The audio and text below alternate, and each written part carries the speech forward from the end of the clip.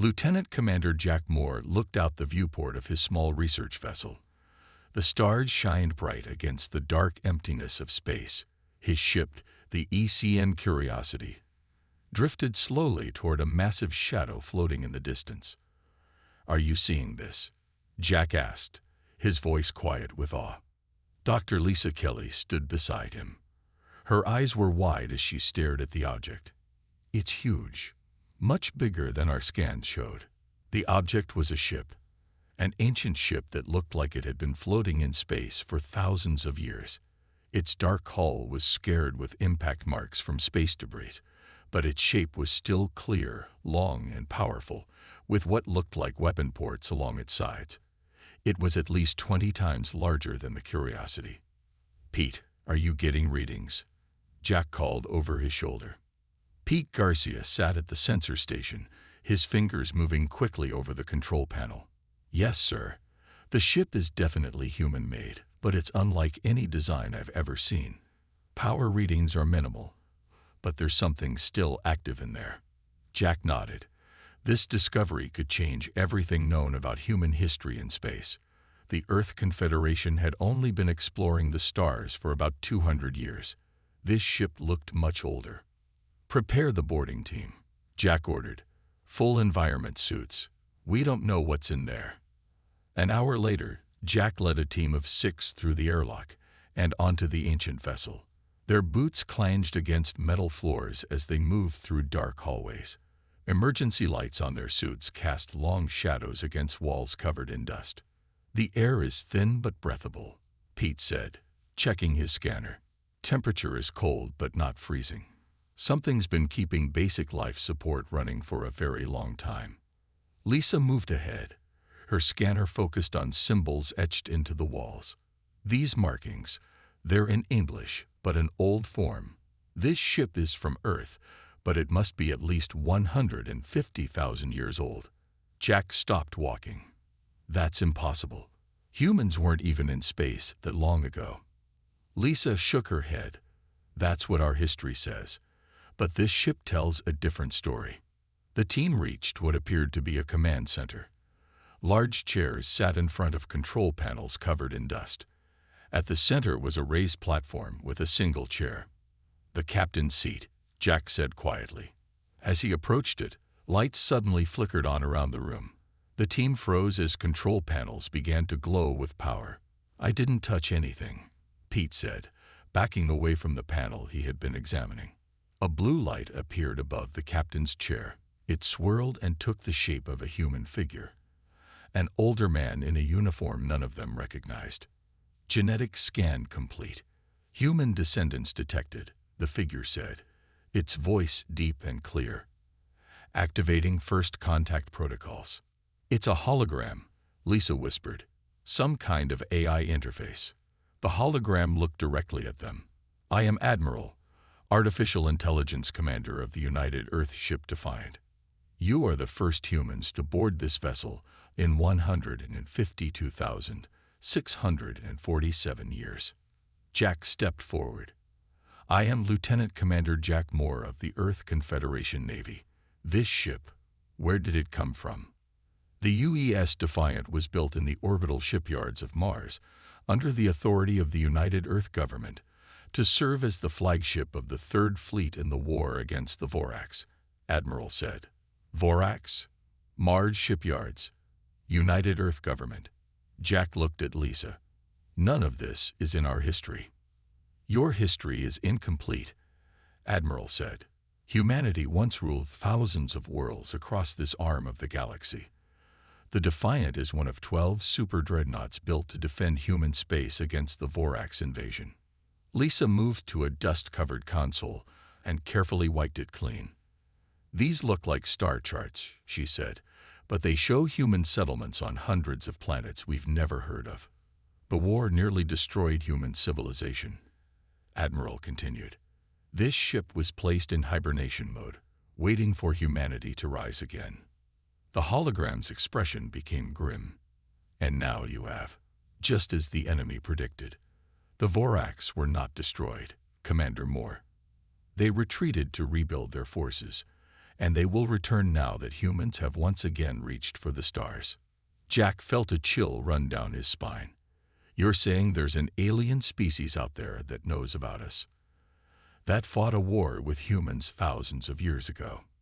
Yes, Admiral said simply.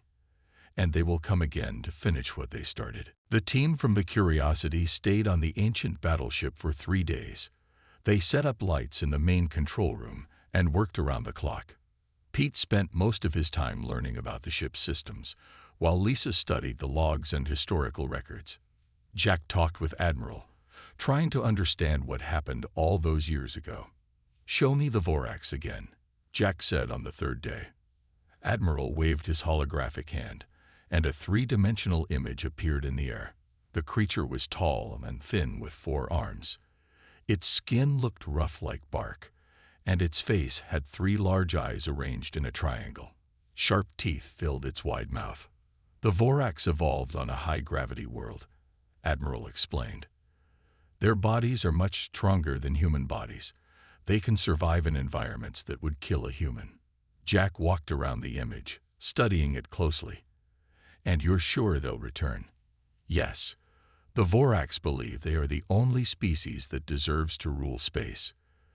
They see all other intelligent life as a threat.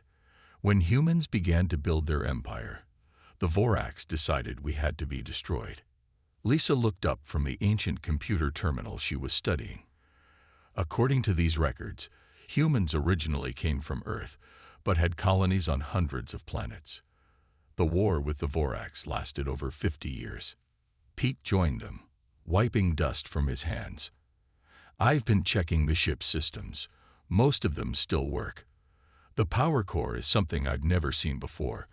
It's been running for over 150,000 years and still has 80% charge." Jack nodded slowly. "We need to report this to Earth Confederation headquarters. They need to know about the Defiant and the Vorax." Later that day, Jack sent a message to his superiors. He explained what they had found and included images of the ship and data about the Vorax. The response came quickly. "Return to Earth immediately. Do not activate any systems on the derelict vessel. A containment team will be dispatched."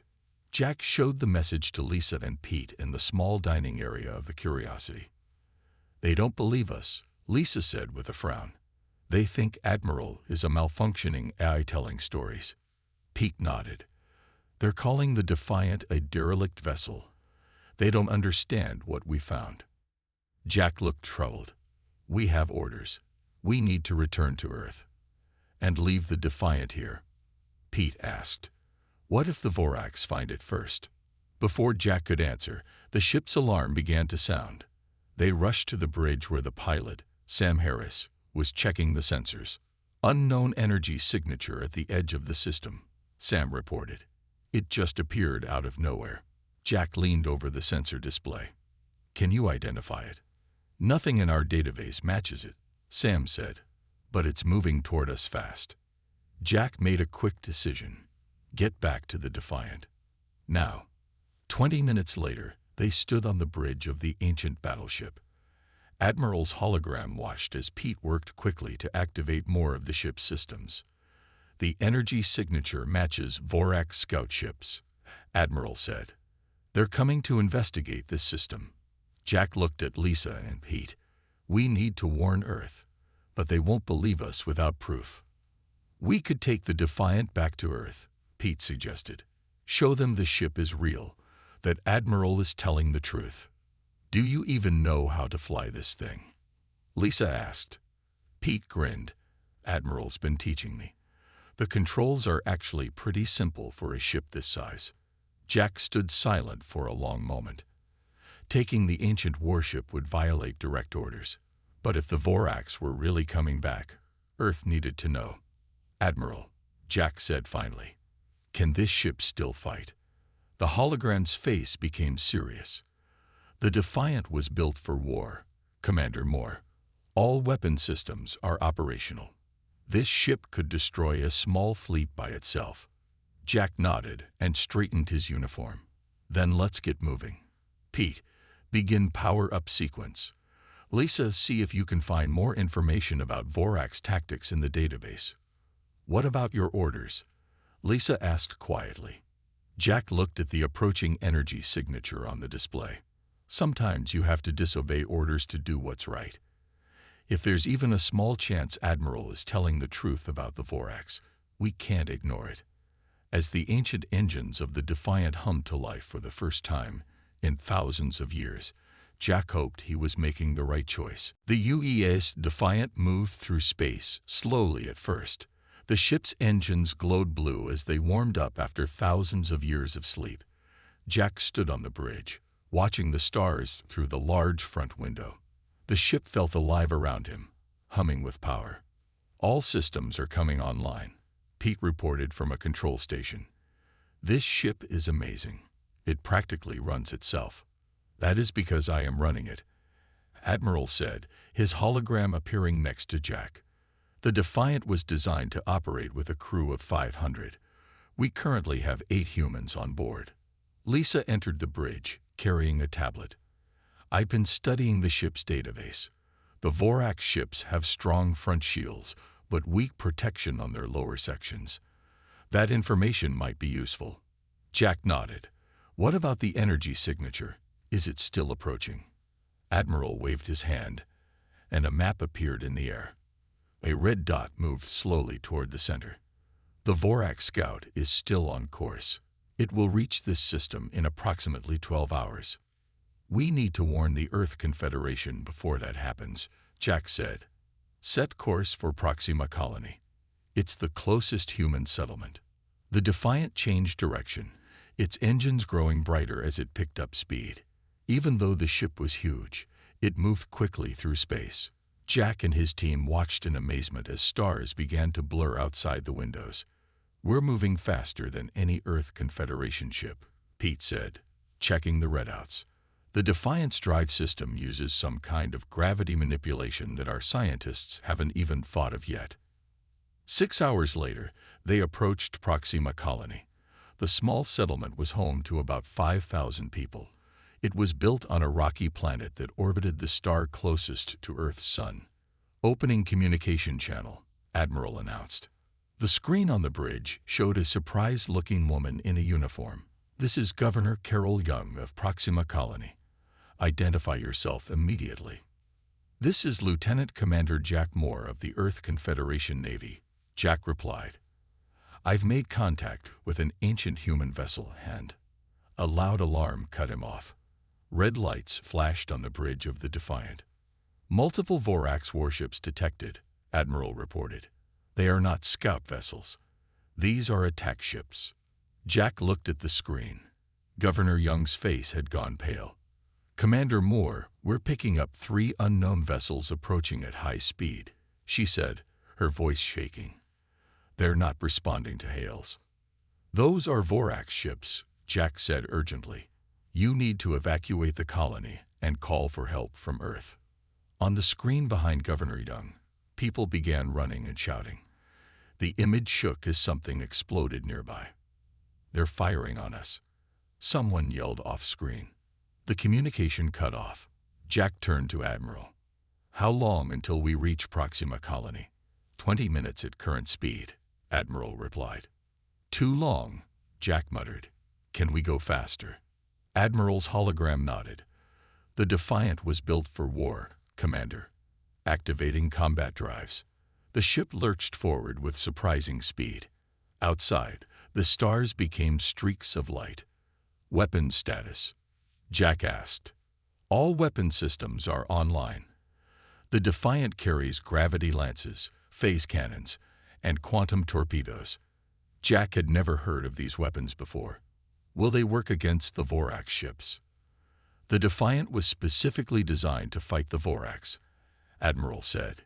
Its weapons target their weaknesses. When they reached Proxima Colony, the scene was horrible. Parts of the colony were on fire.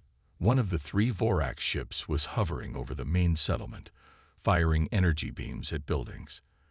The other 2 ships were attacking the colony's small defense fleet.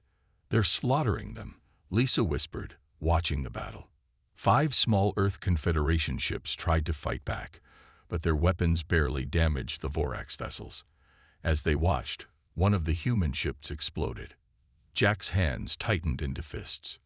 "Admiral, target the Vorax ship attacking the colony." "Target locked," Admiral replied. "Fire." The Defiant's main weapon, a long cannon that ran through the center of the ship, began to glow. A beam of blue-white energy shot out and struck the Vorax ship. The alien vessel didn't explode. Instead, it seemed to collapse in on itself, crumpling like paper. "What was that?" Pete asked in amazement. "Gravity lance," Admiral explained. "It increases gravity in a targeted area by a factor of 1,000. Nothing can withstand that force." The other two Vorax ships turned toward the Defiant. "They've noticed us," Lisa said. Jack nodded grimly. "Good. Let's show them what this ancient battleship can really do." The two remaining Vorax ships moved toward the Defiant. They fired red energy beams that hit the ancient battleship's hull. The bridge shook slightly, but the shields held strong. "Shield status?" Jack asked, gripping the arms of the command chair. "Shields at 92%, Admiral reported. "The Vorax weapons have improved since our last encounter, but they are still not powerful enough to seriously damage this vessel." Jack studied the enemy ships on the display. They were dark green with curved hulls that reminded him of insects. "Target the ship on the left. Fire gravity lance." The Defiant's main weapon fired again. The blue-white beam struck the Vorax ship, but this time the alien vessel moved at the last second. The beam hit its side rather than its center. The ship spun away, damaged but not destroyed. "They're learning," Lisa said. They saw what happened to the first ship. The remaining Vorax vessels split up, moving to opposite sides of the Defiant. They fired continuously, their weapons striking different parts of the ancient battleship. "They're trying to find a weak spot in our shields," Admiral said. Jack nodded. "Pete, can we use the phase cannons?" Pete was working quickly at a weapons console. "I think so. Admiral is showing me how they work." "Phase cannons online," Admiral announced. "Targeting systems active. Fire at will," Jack ordered. Smaller weapons along the sides of the Defiant fired short bursts of energy. The beams passed straight through the Vorax shields and struck their hulls. One of the enemy ships began to leak a green gas into space. "Direct hit," Pete said with a smile. "Their engines are damaged." The damaged Vorax ship tried to retreat, but the Defiant was faster. Another volley of phase cannon fire tore through its hull, and the ship exploded in a flash of green and orange. The last Vorax vessel turned and accelerated away from the battle. "They're running," Lisa said. Jack leaned forward in his chair. "Can we catch them?" "Yes," Admiral replied. "But there is a more pressing concern. The colony has taken heavy damage. Their life support systems are failing." Jack made a quick decision. "Let the Vorax ship go. Move us into position to help the colony." The Defiant changed course, approaching the damaged Proxima colony. As they got closer, they could see the destruction clearly. Many buildings were destroyed, and fires burned throughout the settlement. "Open a channel to any Earth Confederation ships in the area," Jack ordered. A woman's face appeared on the screen. Her uniform was torn, and there was a cut on her forehead. "This is Captain Susan Wright of the ECN Defender. Who am I speaking with?" "Lieutenant Commander Jack Moore. We're here to help." Captain Wright looked confused. "What ship are you commanding? I don't recognize the design." "It's a long story," Jack said. "For now, let's focus on saving the colony. Can your ships handle rescue operations?" "We've lost 3 ships, but the remaining 2 can assist," Captain Wright replied. "The colony's main reactor was damaged in the attack. They need power, or the life support systems will fail within hours." Admiral's hologram stepped forward. "The Defiant can provide power. We can connect to their systems and supply emergency energy." Captain Wright stared at the hologram. "What is that?"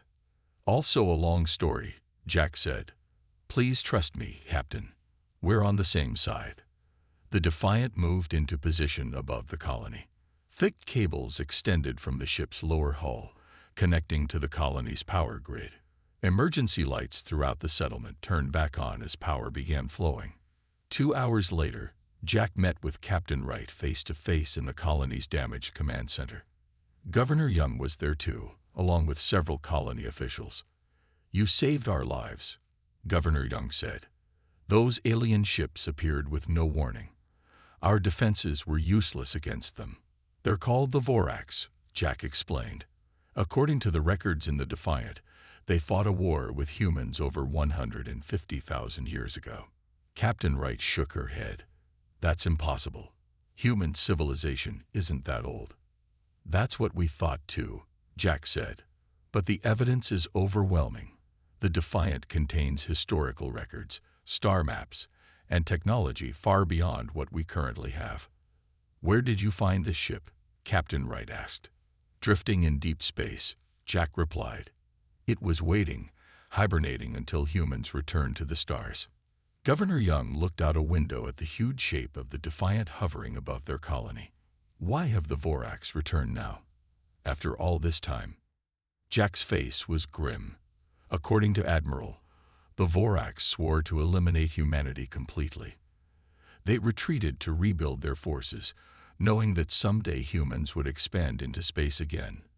"They've been watching, waiting for us to return to the stars." 1 week after the attack on Proxima Colony, Jack stood in a large meeting room on Earth. The walls were lined with screens showing the faces of military leaders and government officials. Captain Susan Wright stood beside him, along with Pete and Lisa. They had all been brought back to Earth on the fastest ship available. "Let me make sure I understand," said Admiral Frank Rogers, head of the Earth Confederation Navy. "You found an ancient human battleship that claims our species once ruled the galaxy. Then you stole this ship, against direct orders, and engaged in combat with an unknown alien race." "Yes, sir," Jack replied. "The Vorax are real. They attacked Proxima Colony and killed over 200 people. Without the Defiant, they would have destroyed the entire settlement." Admiral Rogers frowned. "And where is this ancient ship now?" "In orbit around Earth, sir, under guard by 6 of our ships as ordered." One of the government officials leaned forward. "Commander Moore, our scientists have examined the Defiant. They confirm it's unlike anything we've ever built, but that doesn't mean it's 150,000 years old, or the humans had some forgotten empire." Lisa stepped forward. "The ship's database contains detailed star maps showing hundreds of human colonies that existed before the war. The AI can provide historical records dating back thousands of years. The evidence is overwhelming."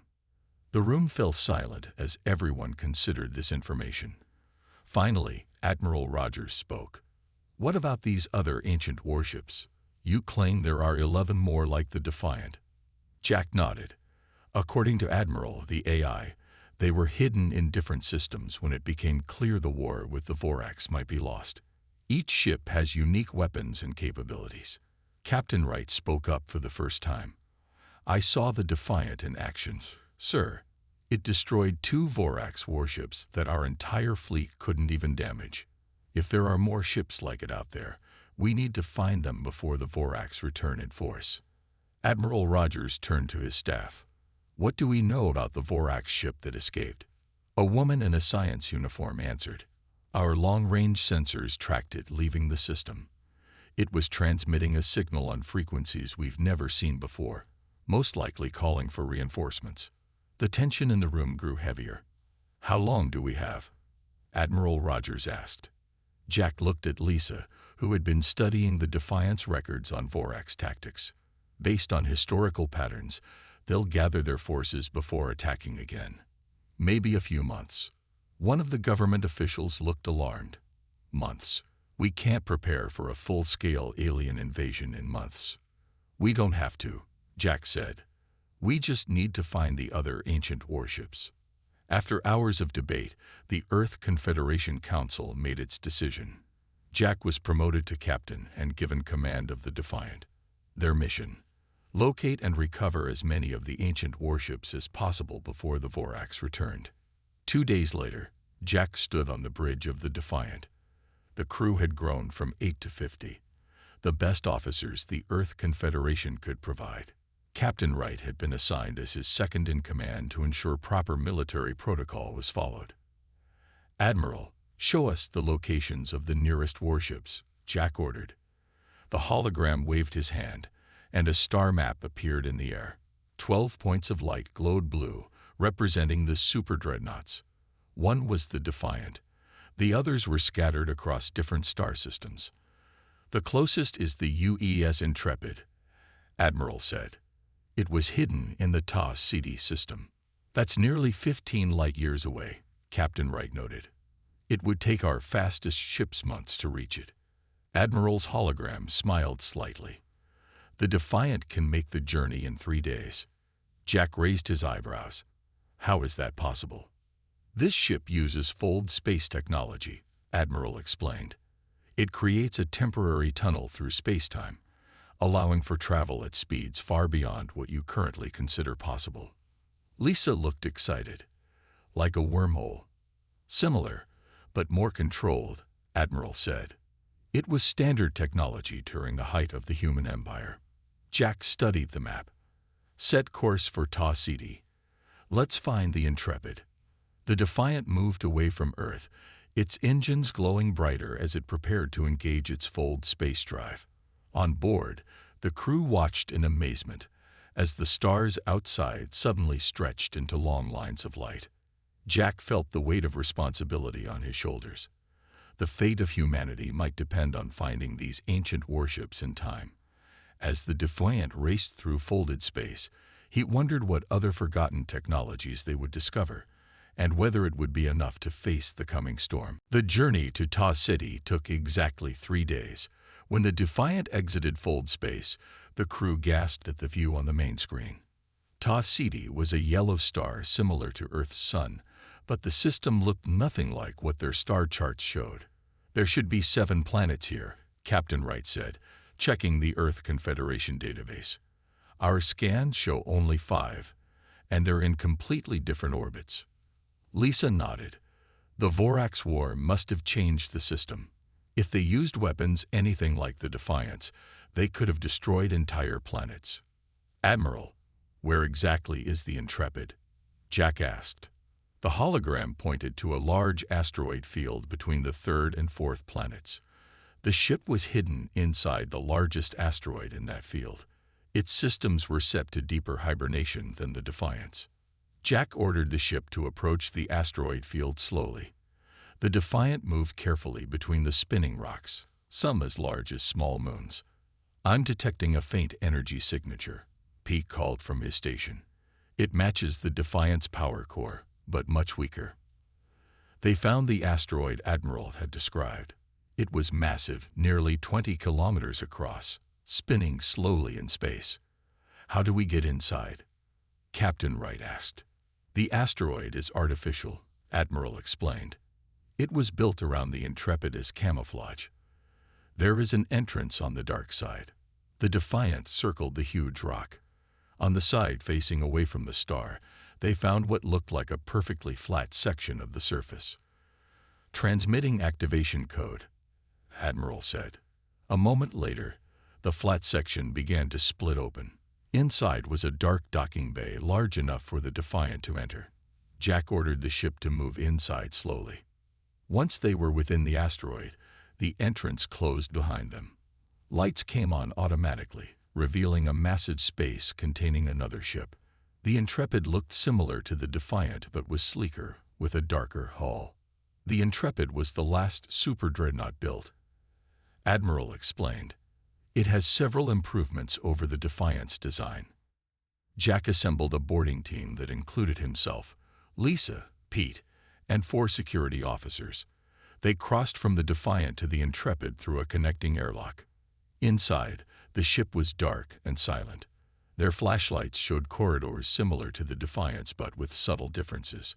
They made their way to the bridge, which was larger and more advanced. "How do we wake it up?" Jack asked. Pete examined the main control panel. It should be similar to how we activated the Defiant. If I can just find the main.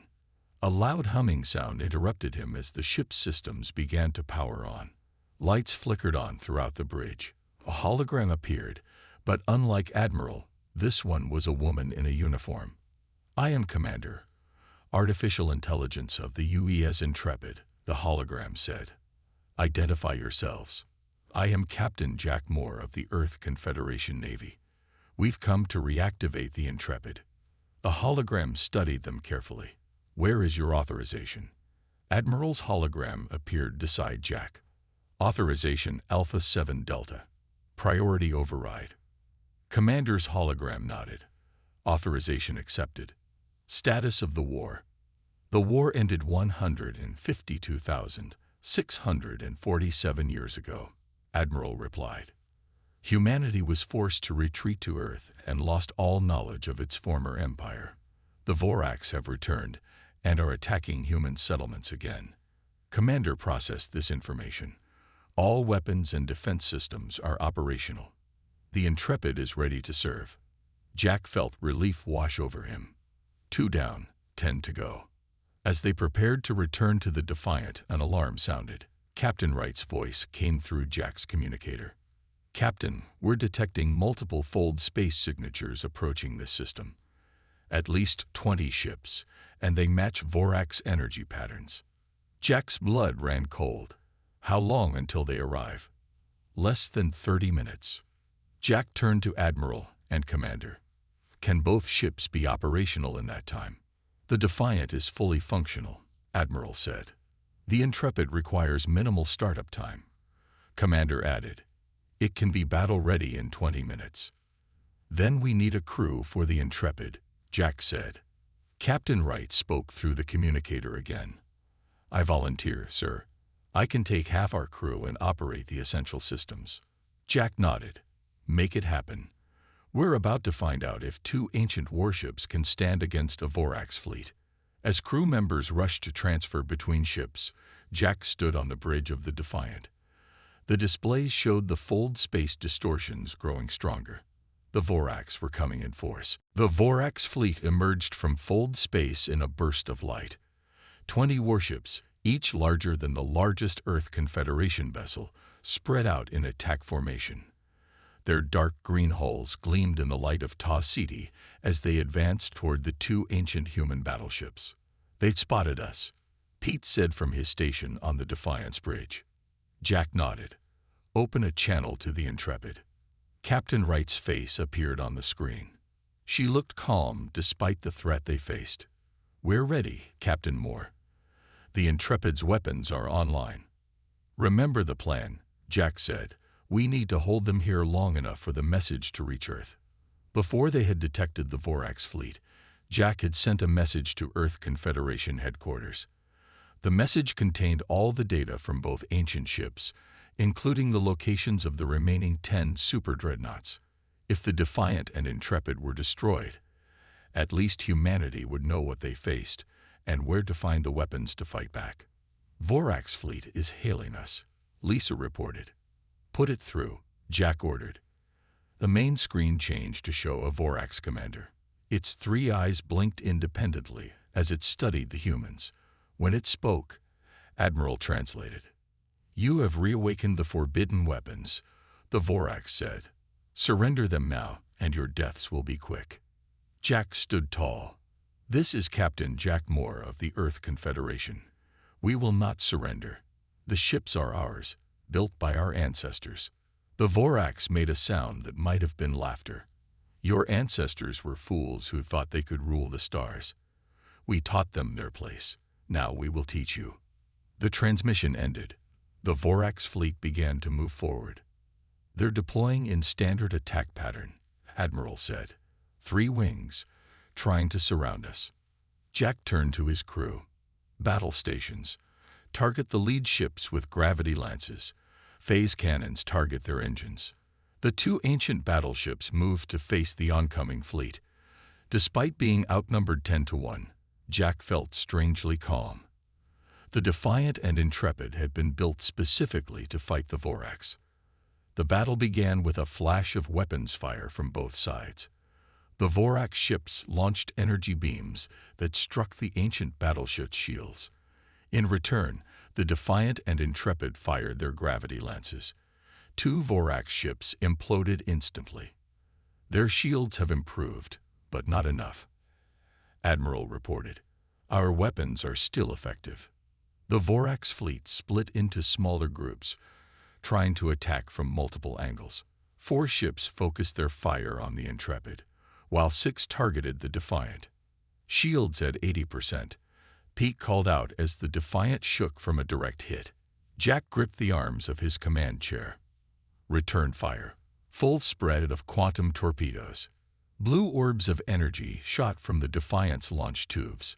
When they reached the Vorax ships, they phased through their shields before detonating. 3 more enemy vessels exploded. On the other side of the battlefield, the Intrepid was using its own unique weapons. Beams of white light reached out and simply erased sections of Vorax ships they touched. Molecular disassemblers, Admiral explained when Jack asked about the weapon. They break the bonds between atoms. The battle raged for nearly an hour. Despite their advanced technology, the ancient battleships began to take damage. The Intrepid lost one of its engine sections, while the Defiant's main gravity lance was knocked offline.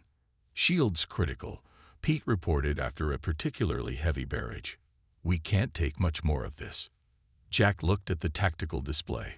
7 Vorax ships remained, still a dangerous force.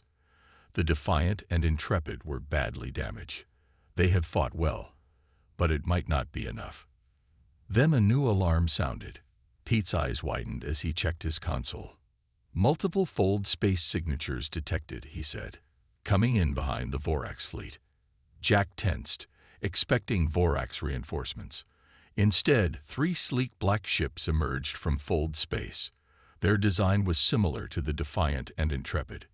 UES Valiant, UES Guardian, and UES Protector. Admiral identified them. They received our signal. A voice came through the communication system. This is Admiral Robert Nash of the Earth Confederation. Looks like you could use some help, Captain Moore. Jack's face broke into a smile. Your timing is perfect, Admiral. The 3 newly arrived ancient battleships immediately opened fire on the remaining Vorax vessels. Caught between 5 super dreadnoughts, the Vorax fleet was quickly destroyed. In the aftermath, Jack learned that Earth had already found and activated 4 more of the ancient ships. Teams were on their way to recover the rest.